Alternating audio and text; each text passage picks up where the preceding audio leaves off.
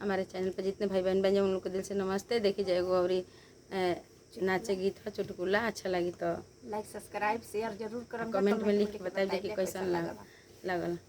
पानी में गल गइल बतासा के करहो आशा, पानी में गल गइल बतासा के करहो आशा। ना घरे सास बाली ना घरे ससुर बाड़े, ना घरे सास बाली ना घरे ससुर। अरे पियावा तो गइले लोधियाना के करहो आशा, पियावा तो गइले लोधियाना के करहो।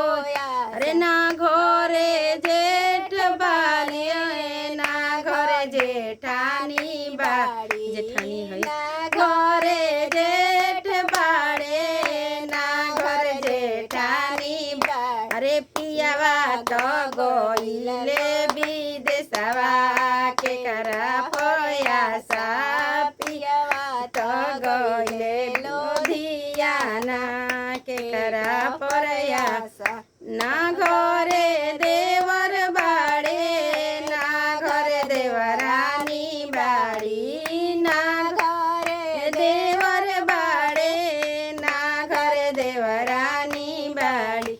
पियावा तो गइले लोधियाना के करहो दासा, पियावा तो गइले लोधियाना के करहो।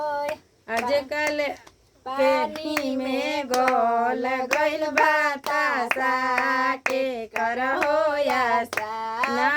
ना घरे ननद बाड़ी ना घरे ननदोई बाड़े, ए पियावा तो गइले लोधियाना के करहो आशा, पियावा तो गइले लोधियाना